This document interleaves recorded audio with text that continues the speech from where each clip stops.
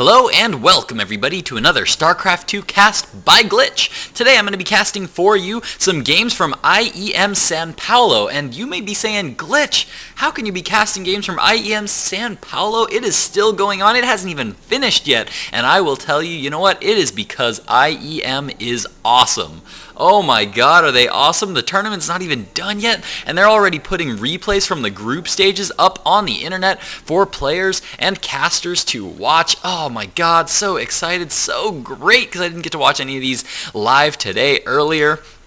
So, gonna be casting this best of 3 for you between these two players. Spawning in the top left position as the blue Terran, playing from Team Evil Geniuses, we have EGDeMusliM. His opponent spawning in the bottom left position of Tal'Darim Altar as the red Protoss. Playing from Team Millennium, we have Feast. Ah, yes indeed, more games from Feast. I've casted a couple of series from Feast before, and I think both of the times that I casted him before, I think he actually lost both of them. So we're going to have to see if he can take a win on EGDeMusliM here today at IEM Sao Paulo. Now this is happening, of course, in Sao Paulo, which is in Brazil, and amazingly, it's actually, I was just checking up on all the lists of players that are playing at that tournament. It is actually ridiculous. There are a total of 10 Zerg players, 3 Terrans, and 3 Protoss players in this tournament. Holy cow, that is a lot of Zerg players. So many good ones there too. Violet's there, Rhett is there, Snoot is there, Dark Force is there, lots of really good players there. Not to say that there are no good Terran or Protoss players there. Of the Terran players, Supernova is there, EGDeMusliM is of course there, Illusion is also there, and that is Vile Illusion, not OGS Illusion. We also have Feast and Real of the Protoss players that I am familiar with. There's also a Brazilian Protoss player that I am not too familiar with, but gonna have to see how he does against some of these bigger known American and European pros. And some Korean, of course. Supernova, of course, being from Korea, as well as Violet. Now, looks like Feast is opening with a pretty standard opening right now, throwing down that gateway, followed by gas, followed by core, followed by gas. Very good standard opening for Protoss players. Leaves you open to a lot of very flexible type builds. Allows you to go into a huge variety of tech from there. Gives you a good amount of gas to start to tech, but always allows enough minerals to get up lots and lots of units up in the early game if you really choose to go that route. Get up those 3 gateways really quick. We do see that he is going to be going for a fairly quick stalker here. No other units have come out here first for Feast. Likes to be a little bit aggressive with this early stalker poke in, get good scouting information. As we can see, EGDeMusliM so far, speaking of scouting information, has not actually gotten any scouting information from his opponent thus far this game. Looks like he went the long way around and did not actually take a cue from this probe getting into his base, and just continued his long scout around the opposite direction of the map. Just now going to be getting the latest possible scout that he could be getting, but it is going to be getting there just as the stalker gets into the base. But it looks like he's actually going to get far enough in to be able to see everything, but he is going to lose that SCV no matter, because this Marine up here did manage to snipe that probe down. So both these players pretty even right now, and it looks like EGDeMusliM going to be going for a fairly fast command center. Command center already going down. We can see that this barracks is now, after producing a tech lab, going to be producing a reactor, and a second barracks is now going down on that tech lab, as well as a third barracks just now coming down here for EGDeMusliM. So it looks like he's going into a fairly fast expansion into 3 barracks. So we can get up lots and lots of bioforces to defend this command center very early on. It's a very, very safe play. As we can see, this bunker going up already. Going to be very, very super safe to lots of early aggression here. Not going to be doing anything too risky by teching far into the tech tree. As we can see, Feast looks like he's going to be throwing down a couple more gateways here, bringing his total number of gateways up to 3, and it looks like he's continuing to pump out units right now, so it looks like he's going to actually be going for some kind of early aggression here, and my computer is going to be just lagging a little bit because I guess it doesn't like Feast going for that early aggression, but the forward pylon has now been placed down here by Feast, and let's see, no, he actually has not seen that command center, so far he doesn't actually know anything about what his opponent is doing other than 1 barracks. He saw 1 barracks early on, and that was just about it, and my computer is not happy with me right now. I'm going to restart my computer after this game 1.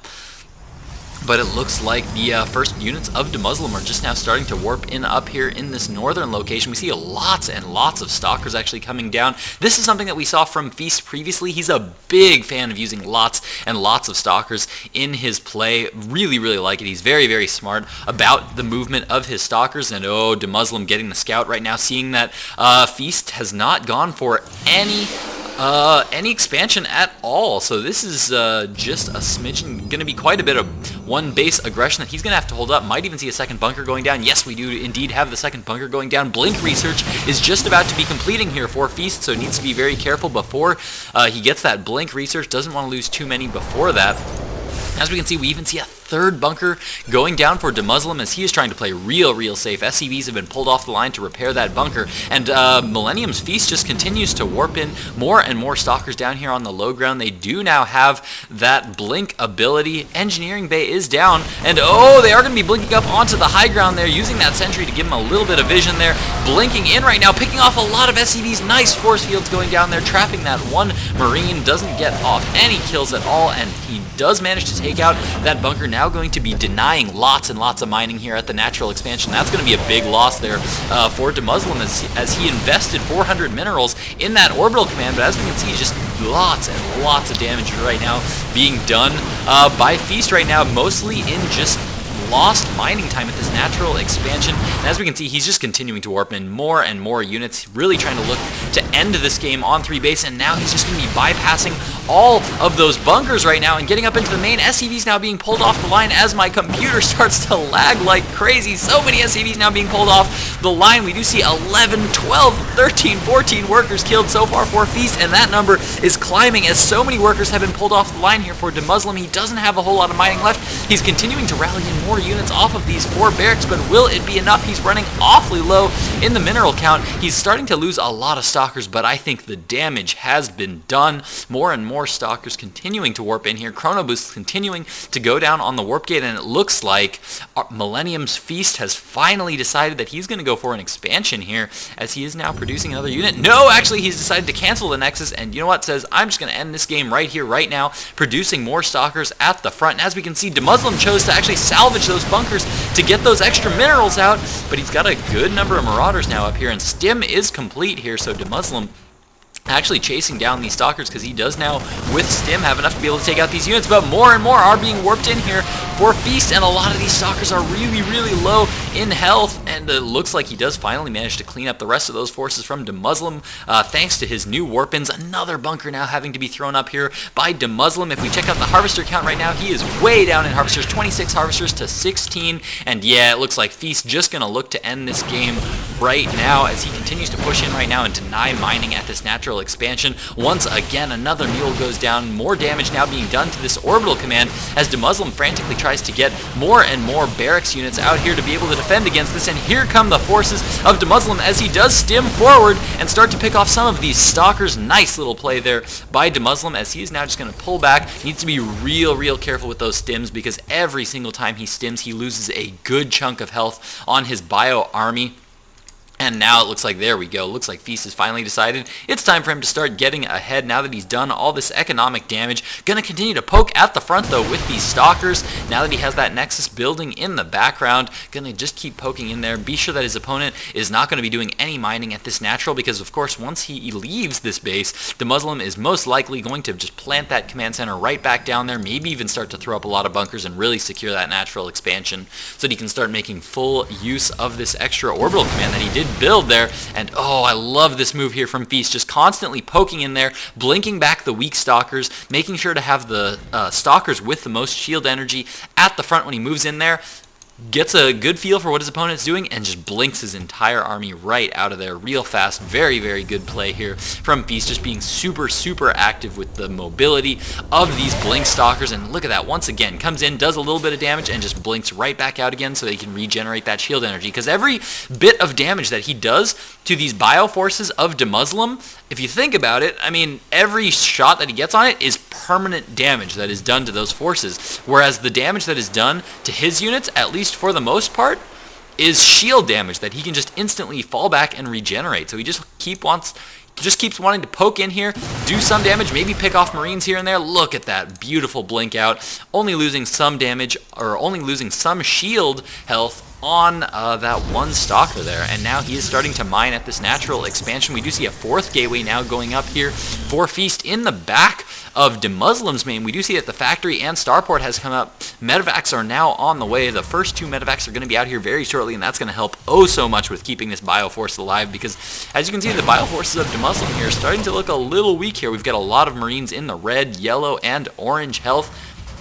He's continuing to stream out more units, but Feast is he is a good amount ahead in the food count, 76 food to 65 right now, and I would say he's going to need to actually pull back here pretty soon, because the bioforces of EGDeMuslim are starting to actually look pretty big, pretty intimidating, and with those first 2 medevacs out, he's now trying to stim forward one Marauder as well as a Marine here to try to slow some of these stalkers, and with that blink, look at the mobility advantage that Feast has right now, just constantly able to just blink out of there, always very, very safe with that.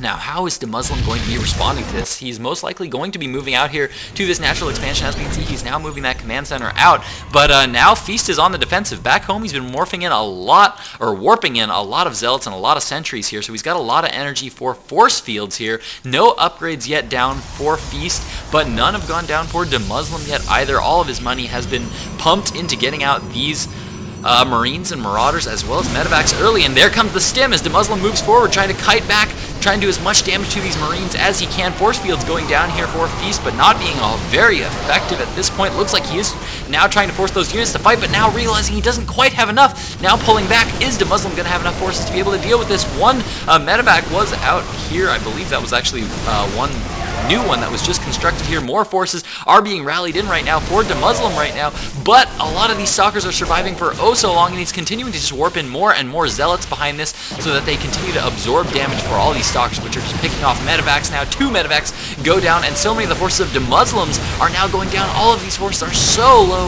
in health, and the blink forward from Feast as he manages to pick off the last of the Marauders, eliciting a GG from EGDeMuslim. Feast has taken game 1 of this best of 3. We are now going to be jumping into game 2 of the series to see if EGDeMuslim can pull it back, or whether Feast is going to be able to pull another win off of EGDeMuslim and win it in a clean 2-0. Stick with me, guys. Game 2 of Feast versus EGDeMuslim from IEM Sao Paulo in just a moment.